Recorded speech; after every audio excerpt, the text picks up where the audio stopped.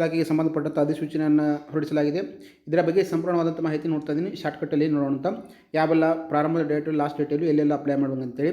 ಒಟ್ಟು ಎಷ್ಟು ಹುದ್ದೆಗಳನ್ನು ಕನ್ಫರ್ಮ್ ಆಗಿದೆ ಅಂದರೆ ಒಟ್ಟು ಎಷ್ಟು ಹುದ್ದೆಗಳಿಗೆ 3395. ಇದು ನಾನ್ ಕಲ್ಯಾಣ ಕರ್ನಾಟಕ ಅಂದರೆ ಕಲ್ಯಾಣ ಕರ್ನಾಟಕ ಹೊರತುಪಡಿಸಿ ಕಲ್ಯಾಣ ಕರ್ನಾಟಕಕ್ಕೆ ಸಪ್ರೇಟ್ ಇದೆ. ಟೋಟಲ್ ಆಗಿ ಎಷ್ಟಾಗಿದೆ ಅಂದರೆ 3991.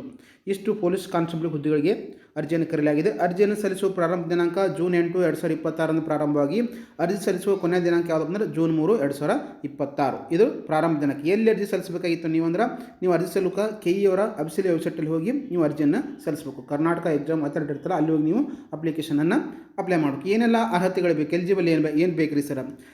PUC ಆಗಿರಬೇಕು, ದ್ವಿತೀಯ PUC 12ನೇ ತರಗತಿ, ಅದಕ್ಕೆ ತತ್ಸಮಾನ ವಿದ್ಯಾರ್ಥಿ ITI ಮತ್ತು ಡಿಪ್ಲೊಮೊ ಇವು ಸಹ ಹಾಗೆ ಕಂಪ್ಲೀಟ್ ಆದರೂ ಸಹ ನೀವು ಪೊಲೀಸ್ PC ಅರ್ಜಿಗೆ ಹಾಕ್ಬೋದು.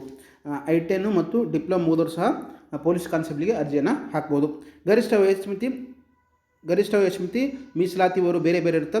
ಕನಿಷ್ಠ ವಯಸ್ಸು ಎಷ್ಟಾಗಿರ್ಬೇಕಂದ್ರೆ 18 ವರ್ಷ ವಯಸ್ಸಾಗಿರಬೇಕು. ಕನಿಷ್ಠ 18 ವರ್ಷ ವಯಸ್ಸಾಗಬೇಕು. ಸಾಮಾನ್ಯ ವರ್ಗಕ್ಕೆ ಎಷ್ಟಿತ್ತಪ್ಪ ಅಂದರೆ ಮೀಸಲಾತಿ ವರ್ಗ ಇತ್ತೀಚೆಗೆ 5 ವರ್ಷದ ಮೀಸಲಾತಿ ಪ್ರಕರಣದಲ್ಲಿ ಬದಲಾವಣೆಯ ಗೊಂಡೈತಿ.